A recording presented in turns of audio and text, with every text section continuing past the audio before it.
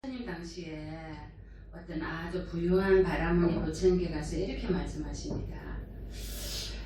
부처님이시여, 곧다마 존재시여, 왜 나이 들고 태어난지 오래되었고 고대 서성들이었던 그러한 바라문들은 이렇게 말씀하셨어요.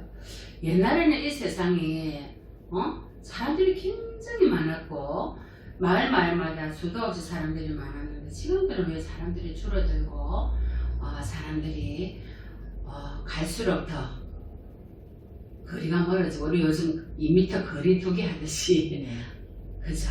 더 거리가 멀어지고 무엇이 원인이었기 때문에 이렇게 되었습니까? 이렇게 해준단 말이에요. 부처님께서 사람들이 삼독의 욕망에 빠졌어. 만족하지 못하고 법답게 만족하지 못하고 탐욕에 압도되어서 또 삿된 교리에 빠져가지고 그것이 삿된 건지 바른 건지도 알아차리지 못하고 그렇게 산다 이 말이에요. 그래서 서로 생명을 죽이기도 하고 때로는 자기 남의 것을 빼앗기 위해서 어떻게 해요? 사기치고 그렇게 함으로써 서로 업을 많이 지어서 사람들의 수명이 짧아지고 마을마다 사람들의 수가 줄어들고, 지금은 똑같죠? 지금 보세요. 하루에 뭐 몇십만 명이 죽어가고 있단 말이에요. 근데 그 당시에 부처님 당시에도 이 부자경이라는 경에서 마살라 숫자인데요. 아무것도 아니니까 이 경에서도 부처님께서 그 말씀을 하신 거예요. 그렇게 사람들이 수가 줄어들고 거리가 생기고 하는 원인이나 조건은 바로 뭐예요? 법달지 못하고 욕망에 빠져서 비뚤어진 마음으로 시기 질투하고 만족하지 못하고 욕심부리고 뭐예요? 삿된 교리에 빠져있고, 그러므로 해서 비가 때마쳐 오지 않고 안 해야 될 때 오고 경전에 나와요. 지금 어때요? 여름에 우박이 안 오나요? 풀이 타지 않나요? 물난리가 나지 않나요? 지금 난리 법고를 치죠. 어떻게 하셨을까요? 그때 그 당시에 지금으로부터 2600년도 더 됐을 때 부처님께서 비가 때맞춰 내리지 않고 농작물이 흉작이 되고 병이 들고 기근이 들고 사람들이 뭐예요? 굶어 죽고 얼어 죽고 굉장히 나은 얘기예요. 그래서 사람들이 병들어서 뭐예요? 수가 줄어들고 마을마다 거리가 생기고 우리 지금처럼 2m 거리가 생긴 거예요. 지방은 더 이상 지방이 아니고 나라마다 그러한 마을마다 다 사람들이 줄어들고 그것이 조건이 되었다 이 말이에요. 욕망과 탐욕과 교만심과 그렇게 자기만을 위해서 이기심이 이 세상의 기온이 올라가고, 그죠? 또 어떻게 해요? 삿된 교리에 빠져가지고 그것이 자기가 마침 맞는 것처럼 그러한 삿된 악한 마구니들을 불러들인다 이 말이에요. 그러니까 바른 정법을 가리켜서 좋은 일을 하는 그러한 수행자들을 믿지 않고 의심하고 급기야는 뭐예요? 음해에서 가지 못하게 하죠. 정법이 사법화되고 사법이 정법처럼 둔갑이 되버릴 거예요. 근데 지금하고 똑같지 않아요? 응? 불보선 삼보에 믿음이 없어지고 그것이 원인이 됐고 조건이 됐다 그래요. 그래서 지금이라도 부처님께서는 불보선 삼보에 기해서 정법을 제대로 믿어서 어둠 속에서 덕불을 비춰주듯 법에 의지하고 법에 의지하고 승가에 의지해서 바른 정도를 가라고 내려주십니다. 그 당시에도 이 경에서야 자, 내가 어떤 사람인지 정확하게 인식을 해야 되는데요. 어떤 분이세요? 본인은 어떤 사람이라고 생각하세요? 혹시 아침에 눈을 뜨고 거울을 보시나요? 왜 안 보세요? 예쁜 자기 얼굴을 보셔야죠. 우리 보살은 얼마나 예쁘신데. 거울을 한번 보세요. 거울을 보면 이 거울이 진짜 자기의 모습인지 부시시해가 일어나가지고 물감이 드드드드 붙었는데 세수 안 하면 못 빠지잖아요. 그죠? 지금 이 나이에는. 그러면 이 모습이 진짜인지 가짜인지 한번 생각해 보신 적 있으세요? 아침에 눈 뜨고 있잖아요. 이제 내일부터 눈을 딱 뜨시면 거울을 한번 보세요. 거울을 보시고는 이 사대로 이루어진 지수화풍으로 이루어진 이 육체가 진짜인지 가짜인지, 왜 사대가 스님이 독사라고 부처님께서 말씀하셨다는데 왜 독사인지, 왜 오온이 색수상인식이 원수인지, 왜 집덩어리인지, 이 무거운 짐을 지고 가야 되잖아. 이 생만 끝나면 되는데 다음 생에 또 윤회하면 또 지고 가야 되거든. 왜 육근이 아니면서 내가 스파이인지 한번 거울을 보시면서 내가 진짜인지 가짜인지를 살펴봐야 돼요. 그래서 나는 바르게 진실하게 살아야 되겠다. 겸손하게 오늘 하루도 감사하게 만족하면서 살아야죠. 그렇게 자기 자신한테 예의를 해야 돼요.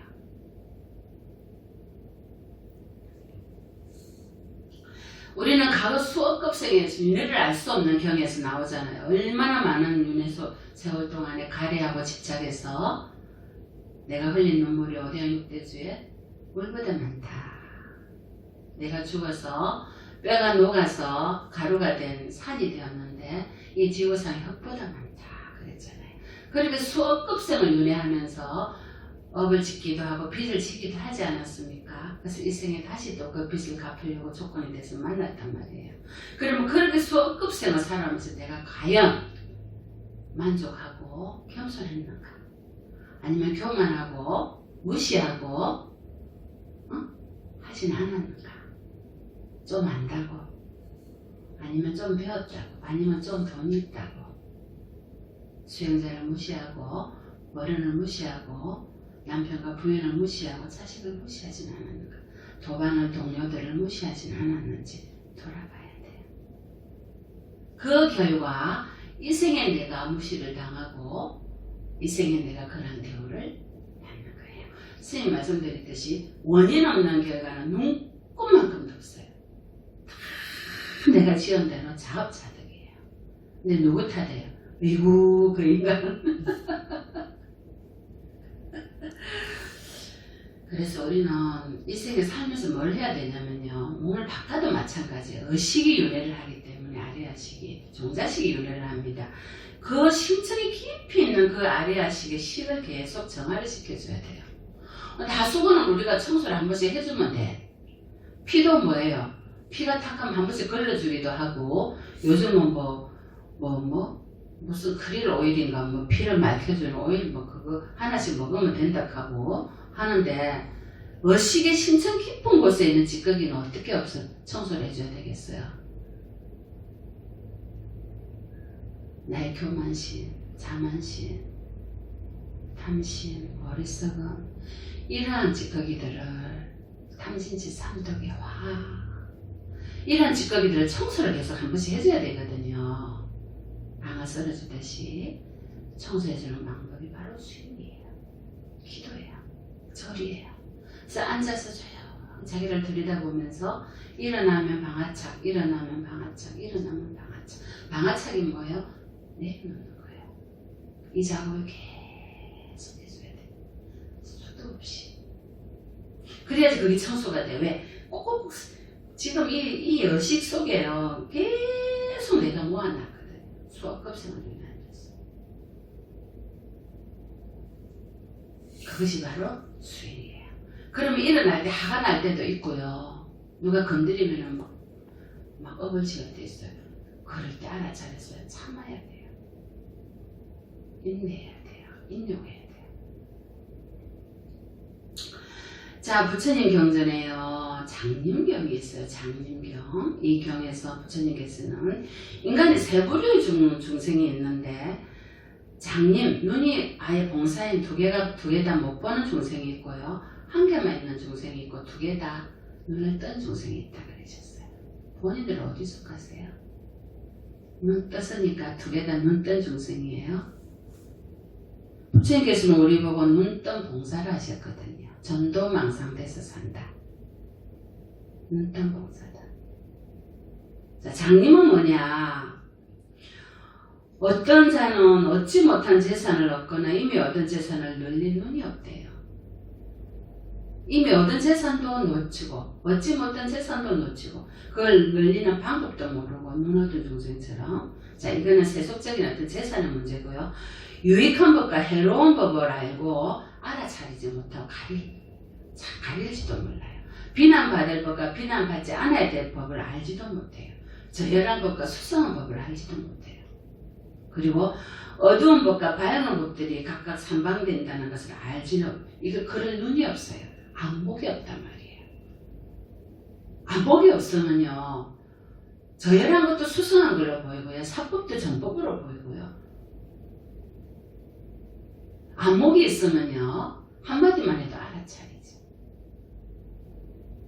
저것이 무엇을 뜻하는지. 바닷물 다 먹어봐야 짠 줄 알아요? 손가락으로 우리 보선도 맛보면은 이래 보더라고. 내가 손가락이 끓이었지만 해도 맛볼 때 이게 버려서 내가 꼭 손가락을 내가 이렇게 맛을 보시더라고요. 바닷물을 한 목자만 손가락으로 한 번만 먹어보면 짠 줄 알죠.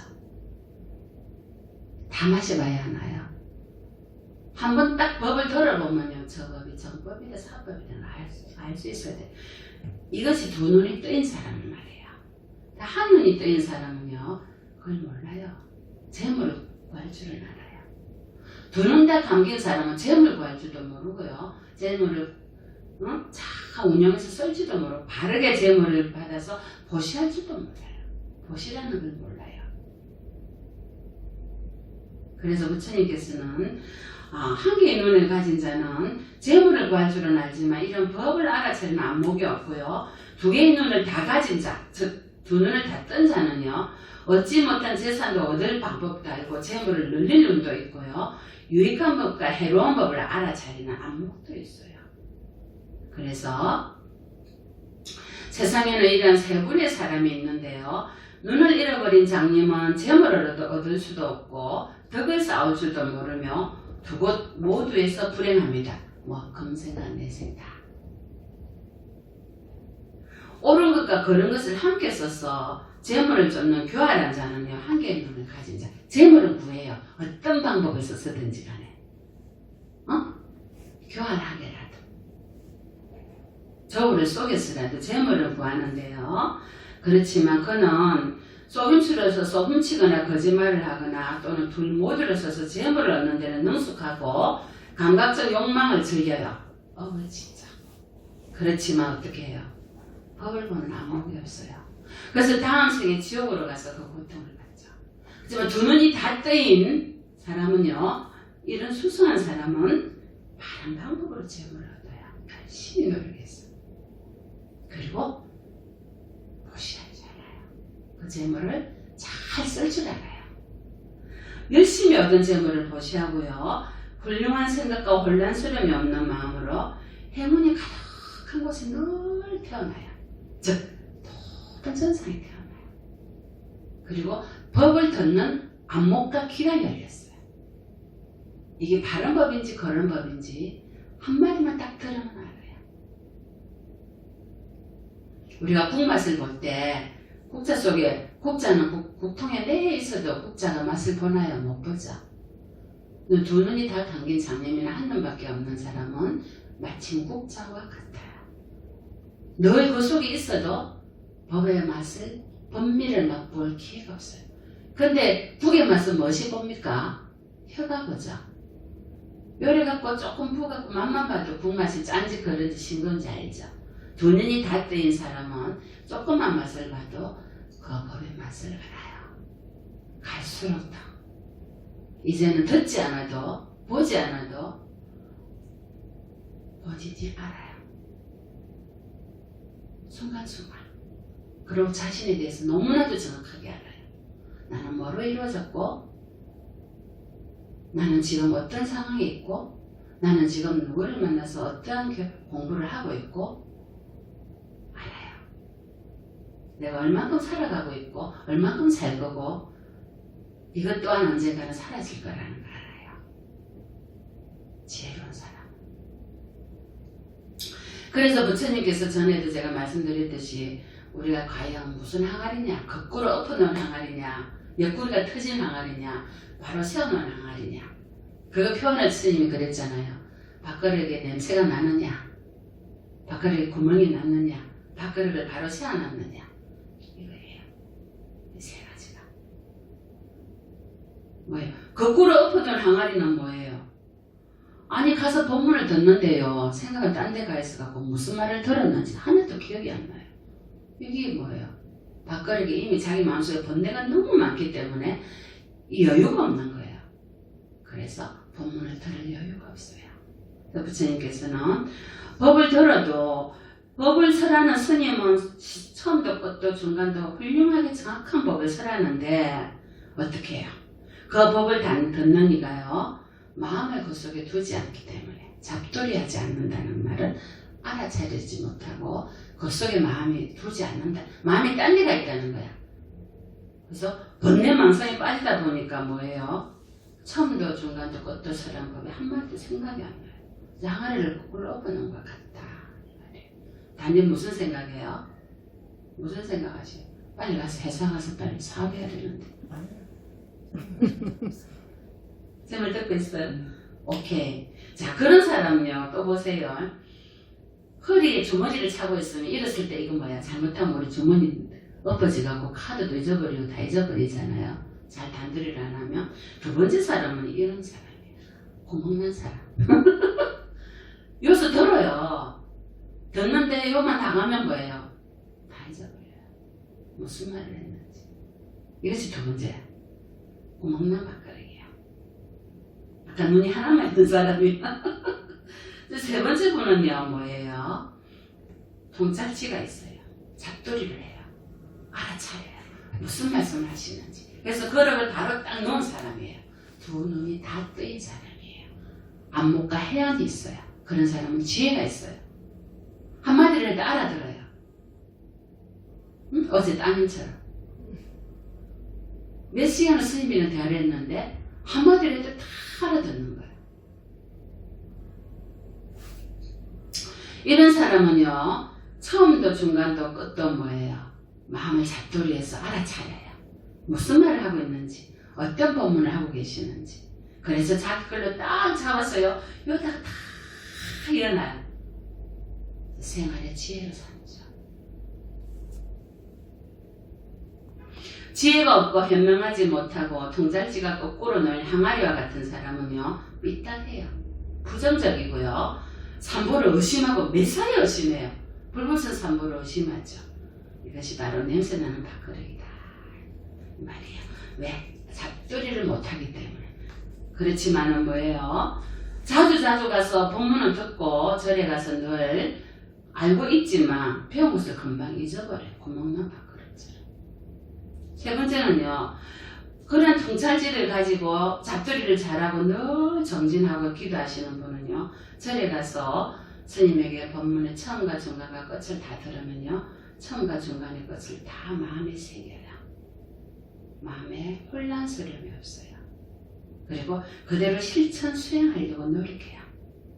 궁극에는요, 모든 괴로움을 종식시킨다 하신 거예요. 왜? 괴로움 애초에 존재치 않으니까. 내가 만들어냈죠. 유신력 때문에. 괴로움이 있다고 착각한 거. 괴로운 마음을 내놔라 했잖아요.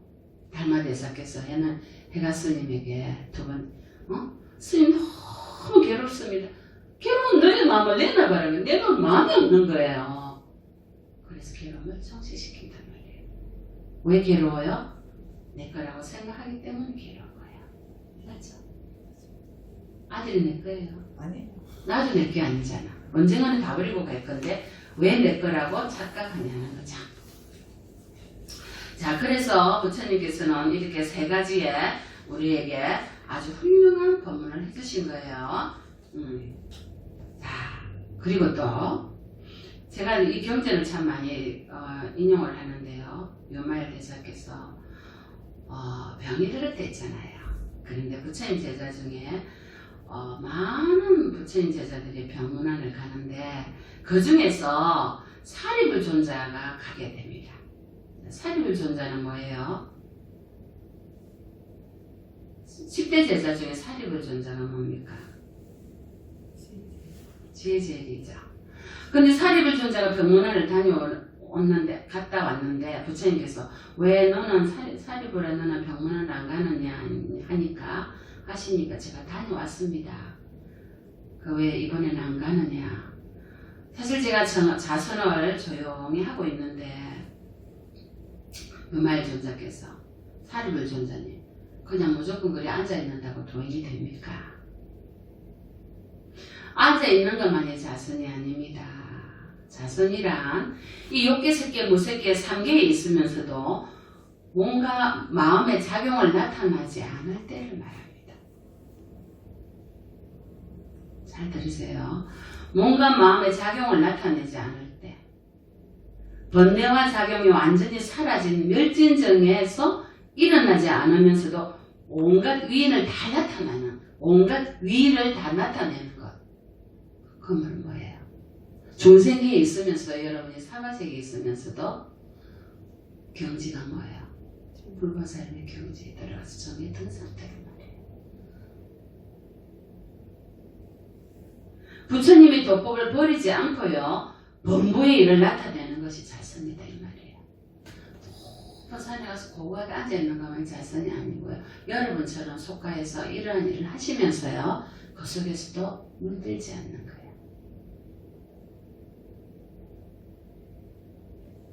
그것이 더 수성하다는 거예요. 무조건 산속에 가서 다 앉는 것이 수행이 아니다 이 말씀이에요. 또 뭐예요? 마음의 안에도 머물지 않고 밖에도 머물지 않는 것이 자선. 외부도 아니고 내부도 아니다. 마음에 애초에 존재치 않기 때문에. 그러니까 스님 지금 비유해서 설명을 드리는 거예요.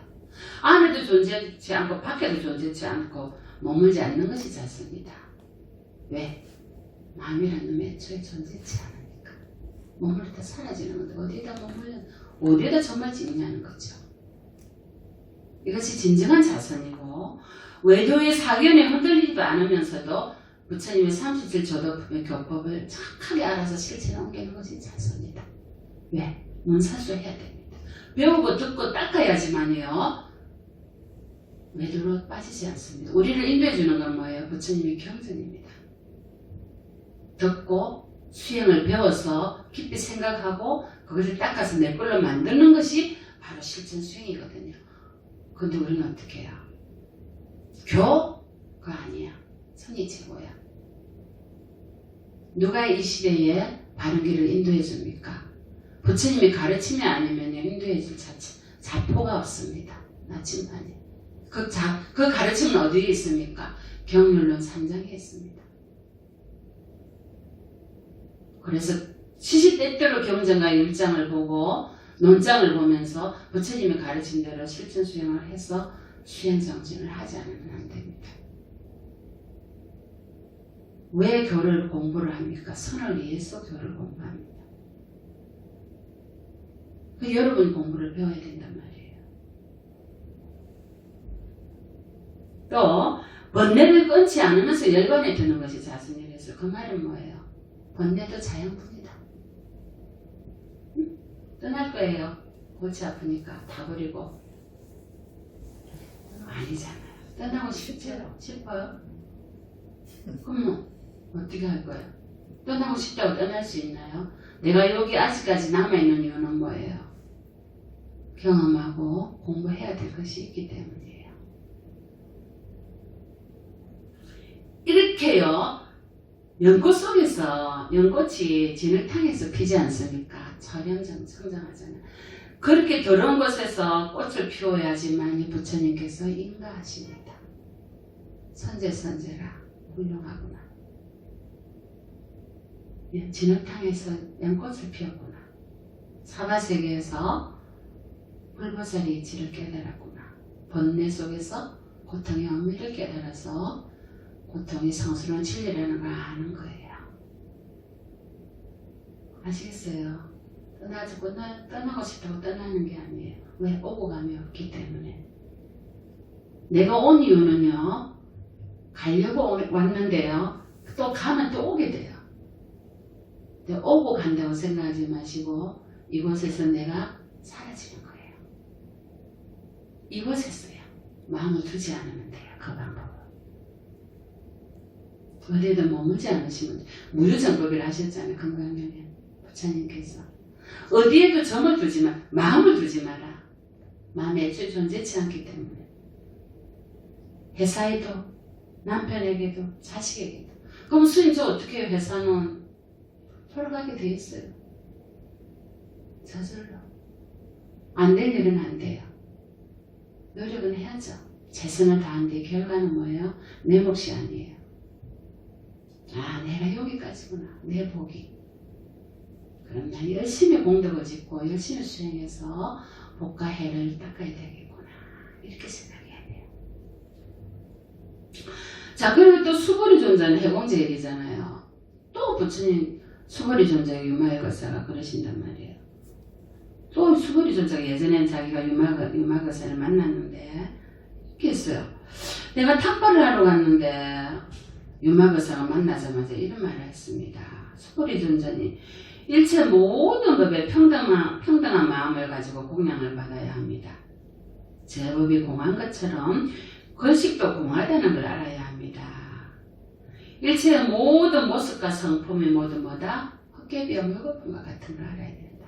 이 말씀입니다. 나도 너도 만들어진 모든 것도 조금도 두려워하지 마십시오.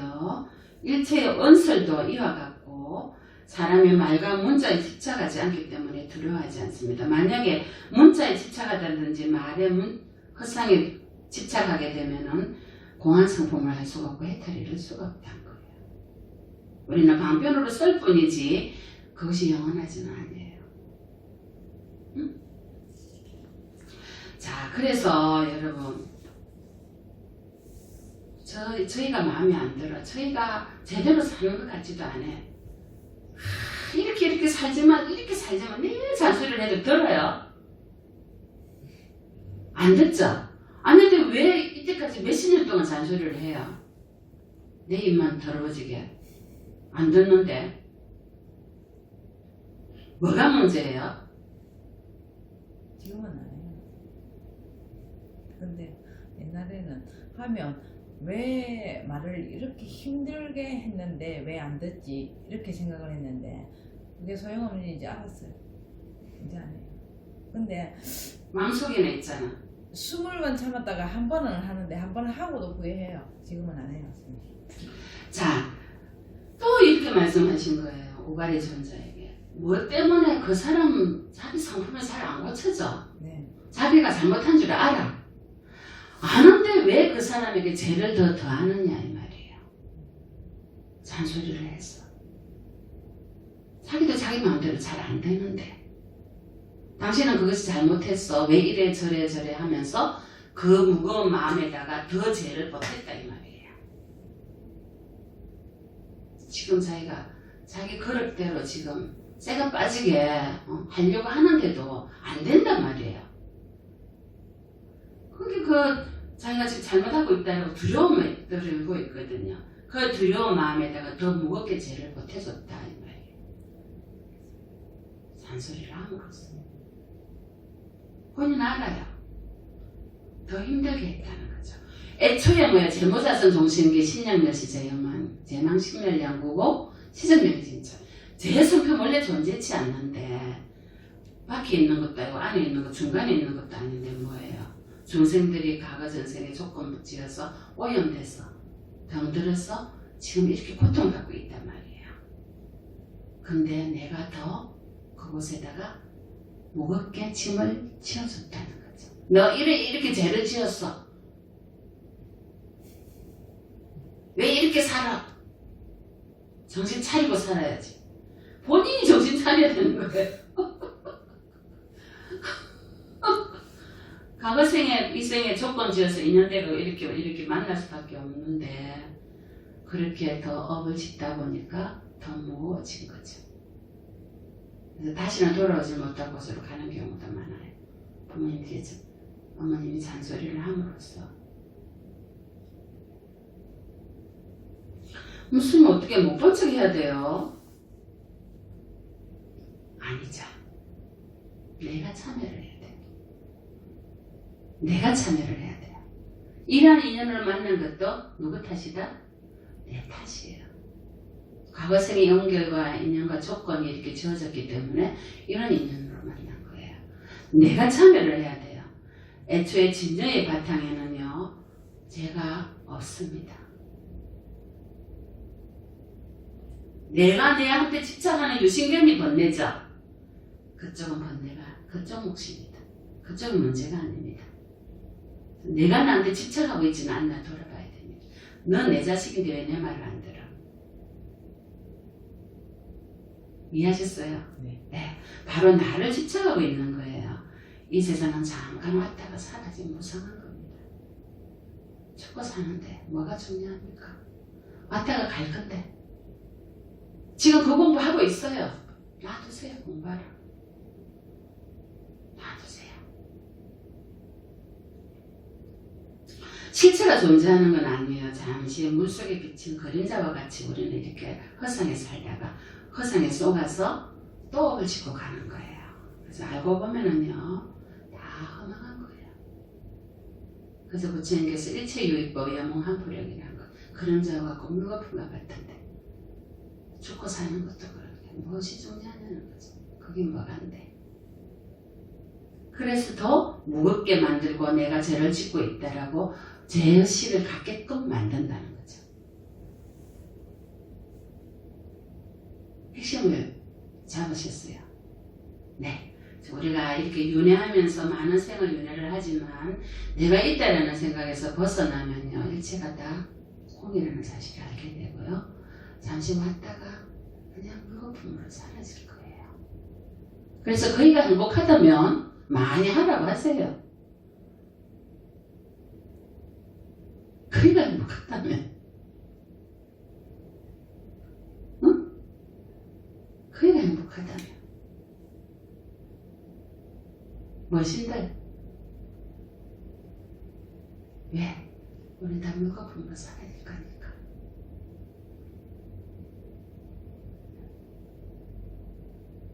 네, 오늘 본문 이것으로 마치겠습니다. 성불하십시오.